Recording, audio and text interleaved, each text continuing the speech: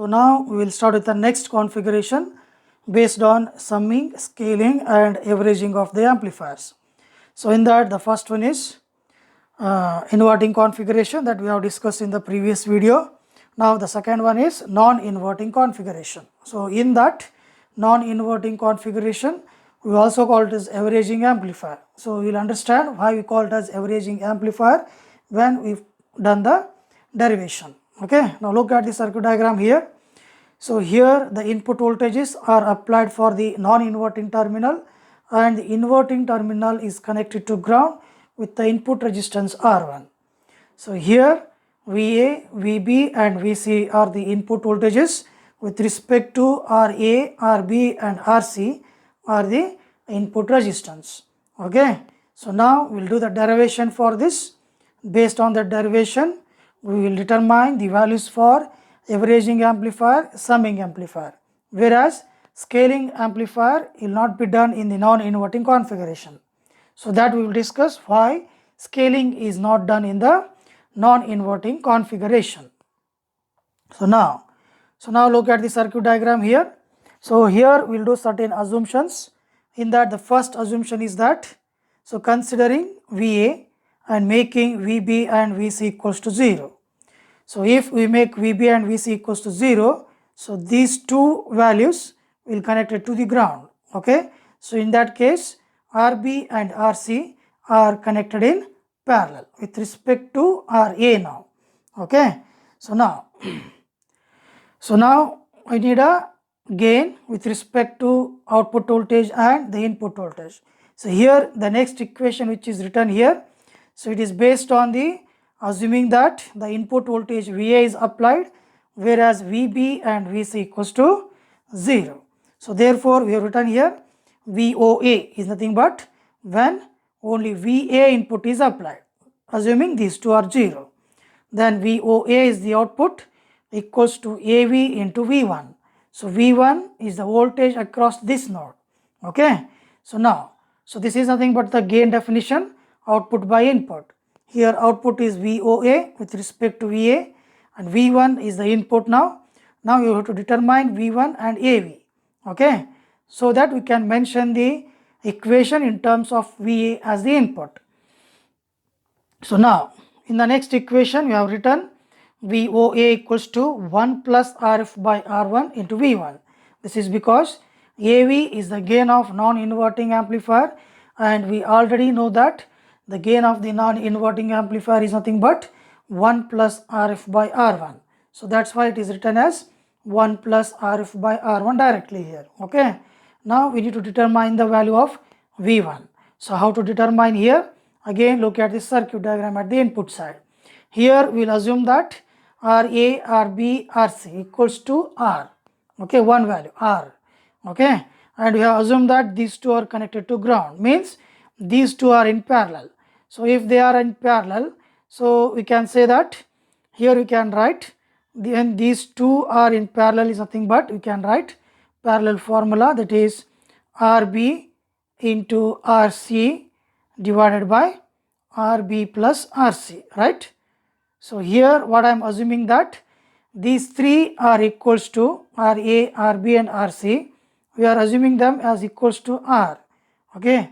So if I substitute RB and RC divided by RB plus RC equals to R. So next this equation becomes so like this, that is R square, because RB and RC are assumed as R itself. So this becomes R square divided by R plus R, that is 2R, right? So here R get cancelled. So we can say that, so here we can write R square divided by 2R. This is nothing but this R, 1R will get cancelled. We will get it as R by 2, right? And similarly RA is also nothing but R here. This is what we have assumed so that we can obtain the V1.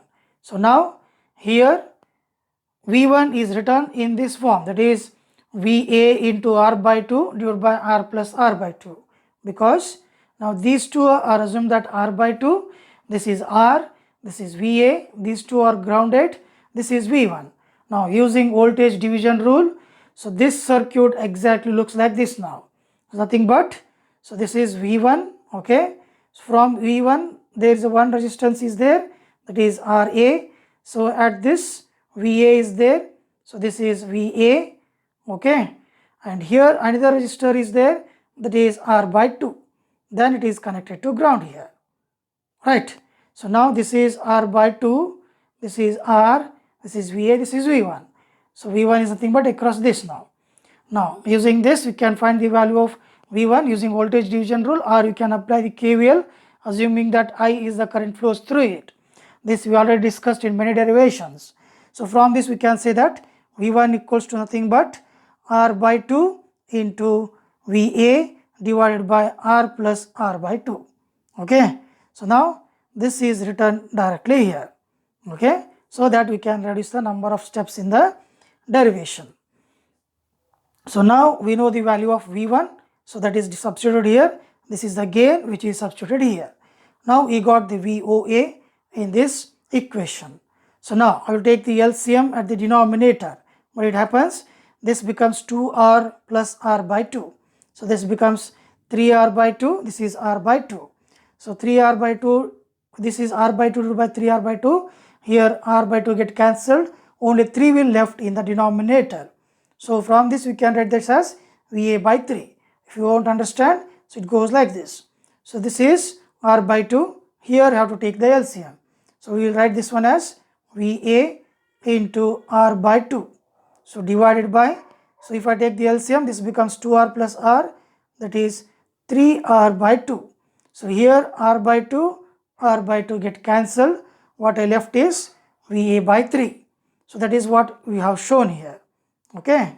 So now we got VOA is nothing but 1 plus RF by R1 into VA by 3. So now this is the output voltage VOA with respect to VA as the input, assuming VB and VC equals to 0. Similarly, we can do it for VB assuming VA and VC are 0 now. So for that, similarly we can obtain VOB equals to 1 plus RF by R1 into VB by 3, okay. So similarly we can do it for VOC also. Similar expression, only the input voltage changes to VC. Now we know that this is a non-inverting configuration. The output voltage V0 is nothing but the sum of these three input voltages. So we can write this as, now V0 is nothing but VOA plus VOB plus VOC. Now we have to substitute these three equations, that is, so equation 1 here, equation 2 and equation 3 in this expression. We will get this as equation 4, where 1 plus RF by R1 is common in all the equations, then remaining we have to add it. We will get it as VA plus VB by 3. Now this equation just represents the similar averaging amplifier which is written here. So now this is nothing but now averaging amplifier, because here the output voltage is the average of these three input voltages, but it is amplified by the factor of 1 plus RF by R1. So this is about averaging amplifier. So next is scaling.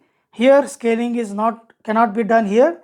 This is because this expression or the equation is independent by all the input resistance like RA, RB and RC. So because of that, here the different factors are chosen for scaling depends on the input resistance RA, RB and RC.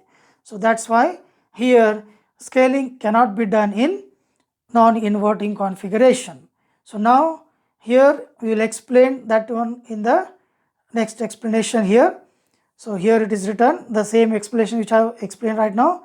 From the above equation we can say that the output voltage is equals to the average of input voltages amplified by the factor of 1 plus RF by R1. So here the output voltage in terms of positive, hence there is no phase shift here, okay. So next is summing amplifier. Summing means we have to add the three input voltages with respect to the output. So for that we know already the expression. So here the output voltage becomes equals to sum of input voltages if 1 plus RF by R1 equals to 3. If I choose the value of RF and R1 in such a way that the total value becomes equals to 3, so then the output voltage V0 becomes VA plus VB plus VC.